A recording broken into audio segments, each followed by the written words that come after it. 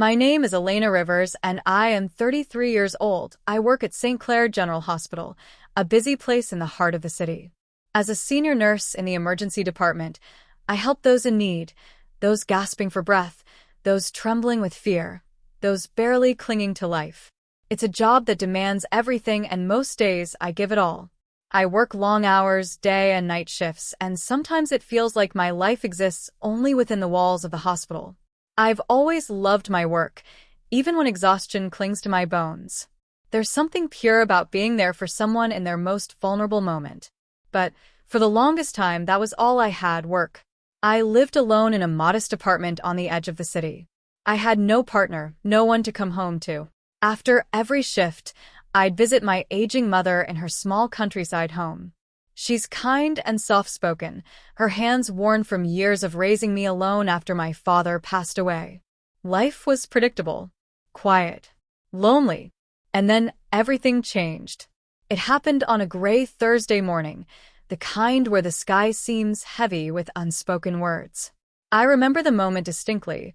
There was an unusual hush in the ER as the new trauma doctor made his entrance. His name was Dr. Aiden Blake.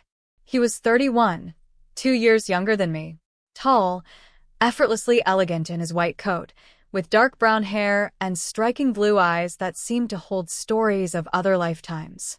He greeted everyone with a soft, assured smile.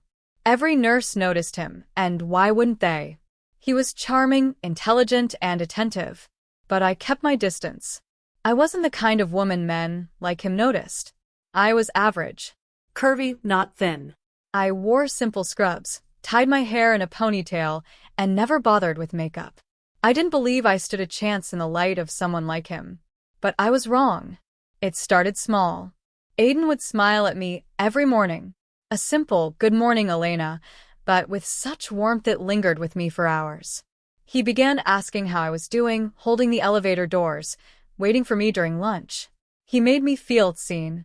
One rainy evening, as I was about to leave, he offered me a ride home. I hesitated, but he smiled, that soft, patient smile, and I agreed. His car smelled of cedar and leather, the heat humming gently as we drove through the slick streets.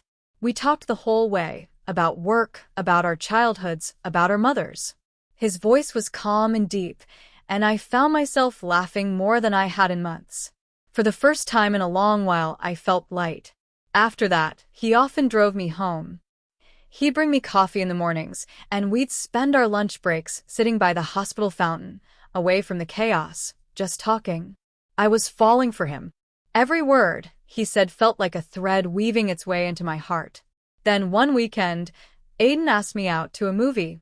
We both had the day off, and the idea of seeing him outside the hospital felt surreal. I said yes. We watched a thriller, though I couldn't tell you what it was about. I was too focused on the way his eyes lit up in the dark, the way his hand brushed mine when we reached for popcorn at the same time. Afterward, we walked under the soft streetlights, talking for hours, neither of us wanting the night to end. I floated home, clutching my jacket against my chest as if I could hold the memory closer. I truly believed he felt something for me. But 3 days later, everything changed. He pulled me aside during a quiet moment and said, "Elena, there's something I need to tell you." His voice was low, almost trembling. "I'm married." Time stopped. Married? I stared at him, not comprehending. He had never mentioned a wife. He didn't wear a ring. Nothing about him hinted at another life. "I've been married for 5 years, he continued. "Her name is Isabel. We have no kids, and honestly, we're more like strangers now. We live together, but we barely talk. We've grown apart." I said nothing. I couldn't. Aiden looked at me with those searching blue eyes. "Elena, I never meant to deceive you. But being with you, it reminded me of what it's like to feel alive. You make me smile again. You make me want things." I wanted to scream. I wanted to cry. But most of all, I wanted to understand. That night, I couldn't sleep. Why me? Why would someone with a wife, especially one as surely beautiful and perfect as Isabel, pursue me? What did I have that she didn't? I tried to ignore the ache in my chest, the guilt clawing its way into my thoughts. I hadn't done anything, but I was involved now. And I didn't know what to do. A few days later, I went to the big supermarket on my day off, hoping to distract myself. I walked past rows of fruit and bread, trying not to think of him. Then I heard his voice. Soft. Familiar. Laughing. I turned and froze. Aiden stood in front of the deli counter with a woman. Isabel. I didn't need an introduction to know it was her. She was stunning. Tall, with flawless skin, dressed in a designer coat, laughing gently as she nudged him. He looked at her with affection. They looked like a magazine couple. My heart cracked. They seemed happy. I left the store in a daze, my groceries forgotten in the cart. I walked home under a dull sky, unsure if the raindrops were falling from the clouds or from my eyes. The next day, I went to work feeling hollow. I avoided Aiden, but he found me in the staff lounge. He smiled as though nothing had changed. I couldn't take it.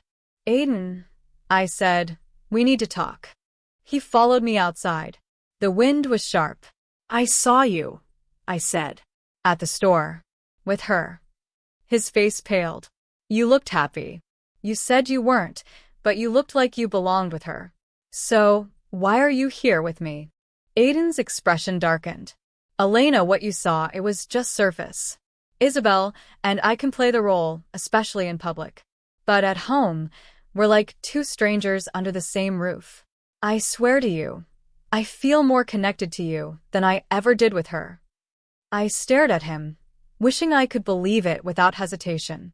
But doubt was now an unwelcome resident in my heart. I need time, I said. He nodded, his face etched with sorrow. I spent the next week lost in thought. I spoke to my best friend, Rachel, who had always been my moral compass. When I told her everything, she didn't judge.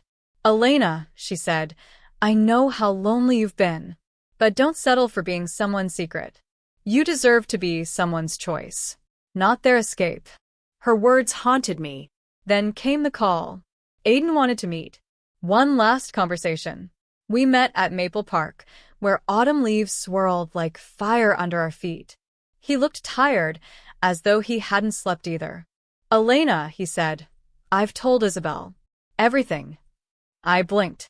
She was angry, hurt, but she agreed. We both knew this was coming for a long time. We're separating.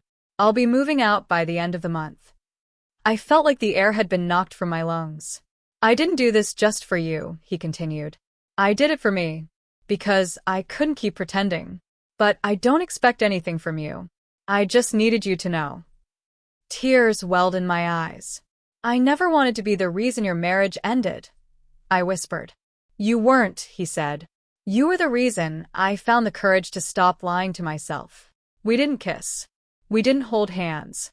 We just sat, two broken people on a bench, watching the wind carry away everything we used to be. Months passed. Aiden left the hospital shortly after, transferring to another facility in a different city. We kept in touch for a while, emails, the occasional call. But eventually the distance grew too wide. We wished each other well, and that was it. As for me, I slowly rebuilt. I joined a book club. I started painting again. I even allowed myself to date, really date, when I was ready. And then one evening, years later, I walked into the ER for a night shift and was greeted by a new doctor. He smiled warmly and said, You must be Elena. I've heard great things. His name was Dr. Noah Carter. And just like that, a new chapter began. Life doesn't always follow the story you imagined. Sometimes the ones who break your heart also set it free.